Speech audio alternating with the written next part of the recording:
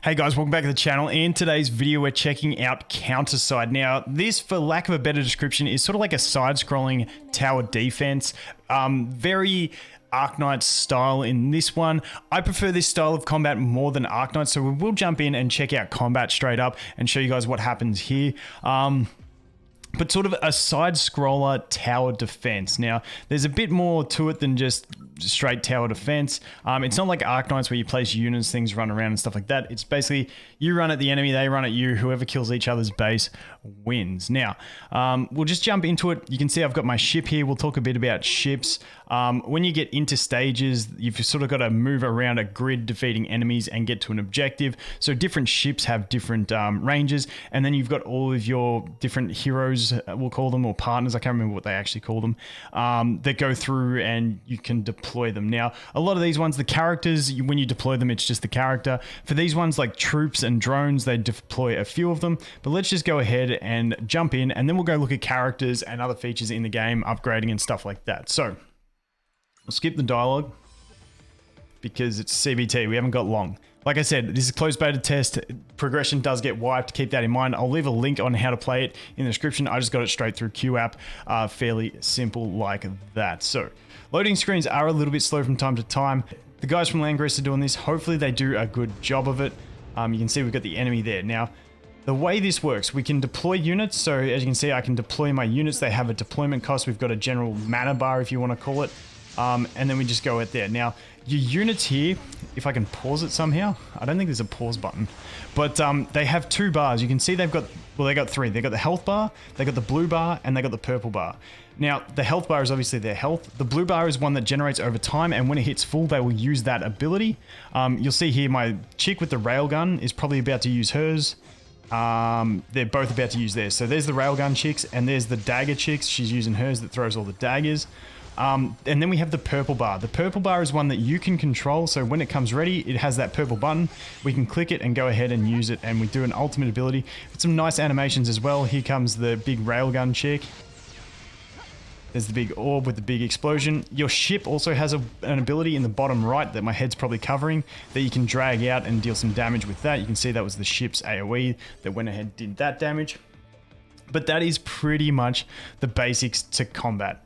You have control over deployment and ultimate abilities, and then they have a passive ability that they proc. I really do like this.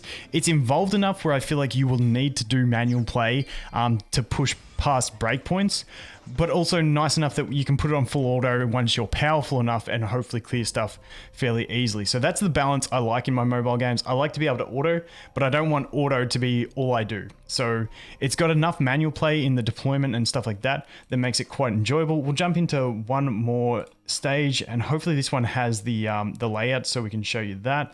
The loading screens are a little bit slow at the moment in the game, which kind of sucks, but it's not too bad. Let's go ahead and deploy. I'm not sure if this one is going to have the grid-based system. Doesn't look like it. Doesn't look like it. But yeah, this game pretty solid. Like I said, global for 2021, it's been pretty dry. So I've been playing a bit more of this on the Korean version and also Punishing Grey Raven. Those have been my two main games. We do have Disgaea coming out, but besides that, there's not a hell of a lot coming out at the moment on global, so I'm hoping this one drops soon because I really do enjoy this game. So let's go ahead, drop our units again, drop our railgun chick, our dagger chick. Oof, wow, railgun got smashed. Okay, let's put him out there. He has a counter ability for his blue skill, so as soon as someone tries to attack him, you'll see he uses his counter, hopefully. Or maybe it's maybe he only counters telegraphs. I haven't quite figured out how it looks. I can actually read it now. Playing on the Korean version, I never actually read any of the abilities. There he goes with his counter.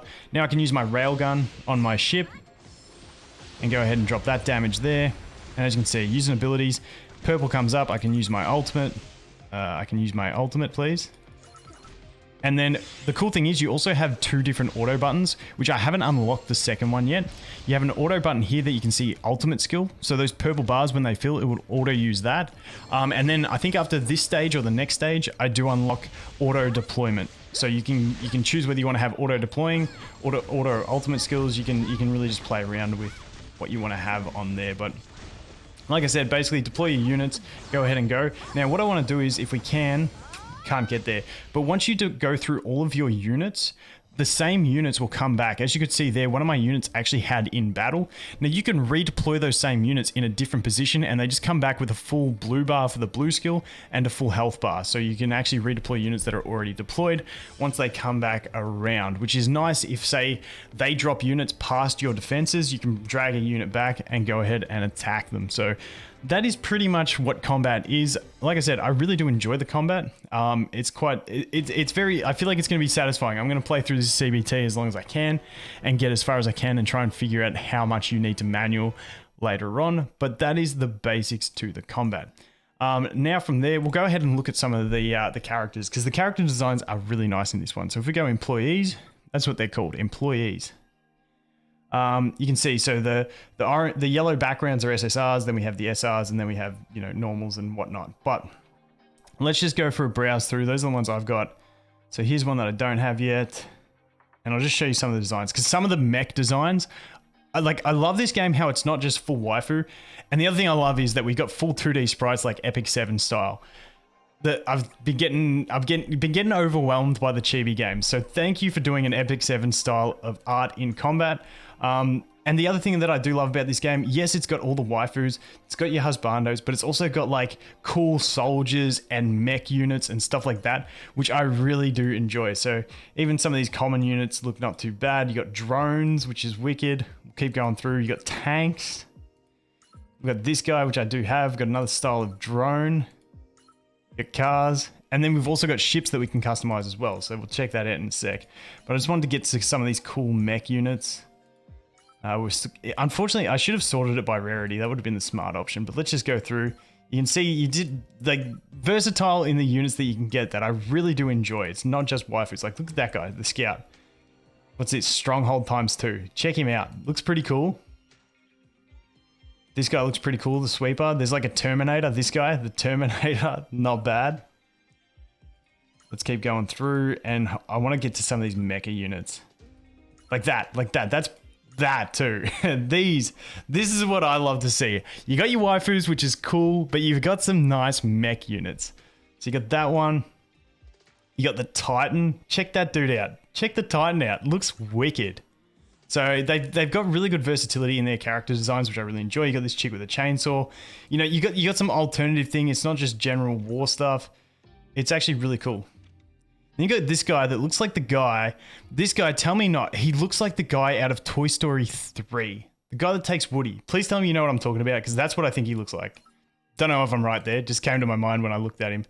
But yeah, nice variety on characters. Pretty cool. Let's get to one more SSR and have a look. Yeah, he's pretty boring. Didn't want to look at him for the last SSR. Let's have a look at something else. Anything? There we go. Her. And that's like, I love that they've got some dark units, but then they've got a nice colorful unit as well. I think she looks really cool as well. But then we can go into actually, is it all tags, stats? Here we go, skills. So we can go ahead and check out the skills on the characters as well. So you've got your basic hit, swings. I'm not sure what the valid hits is. I'll have to double check on what that is later on. The Sword of Light casts a blessing on her. When deployed, it casts a barrier equal to 25% of max HP and decreases all allies damage taken by 30% for 6 seconds. So there's some real team building in this. Special skill, that's the blue bar that will be used. Generates a great sword of light out of her sword, inflicting AoE damage, decreases damage taken by 15% for 10 seconds. So obviously a bit of a tank type character here. And then this one, which is the purple ultimate, discharges her sword's energy at once, inflicting AoE damage, also cancels barriers around enemies to inflict damage. So a bit of a tank that breaks enemies' walls, not too bad. And then we can look at some of the other things. Let's look at some of the characters I have. Actually, let's check out this mech unit, because I'm really keen to see what this guy's skills are. So I'm going to spend some time looking through some skills, but let's go here. Periodically inflicts damage on and around the target in front. The attack stops after 10 seconds, or if the target dies and moves 10 meters away from the caster. Okay. Replaces its prototype parts with more, increases attack by 3%. Okay. That's not a really exciting passive. Fires missiles inflicting AoE damage on and around the target. Increases its responsiveness to external impact. I'm sorry, I suck at reading. Permanently grant immunity to hit stun. from special or lower skills. Okay, bit of immunity and stuff like that. I don't know. I'm going to have to see how good these skills are. And like I said, I got to play the game more to learn more about it. But that's your characters. If we jump out over here and we go to the lab is where we're going to upgrade our characters. So once again, these loading screens do take a while. Hopefully they smooth this out. It wouldn't bother me just playing when you're trying to make a video. It's like, can we stop with the loading screen? So let's go here. We'll select target. So this is the chick that I'm enjoying. I just like her design. I think the dagger is a wicked design. But what we can do here is we can enhance. So with the enhancement, you choose characters basically to fodder into them. If they're the same damage type, as you can see, we've got SMGs, we've got snipers, we've got tanks, and then we also have swords. So there's all the different types of damage. But if you choose the same one, it's just going to enhance the stats like that. It's pretty basic type upgrading. Then we have skill training. So this one here, if we go into, if it loads, once again, still CBT, so a bit laggy. You can get the stuff you need and you can actually upgrade these skills, but it appears that you can actually select the skill that you upgrade. It's not random like in some other games. So you can select the skill and go ahead and upgrade that. And then we do have limit break, which is the stars, which as you can see, we need to get the required materials. Don't have anything there. But yeah, you get the materials and then you can limit break and increase their star rating and stuff like that. So that's pretty much the basics to combat and upgrading. I haven't unlocked PvP and stuff yet. There's this CEO's office, which I like how much effort they put into this. So salary negotiation.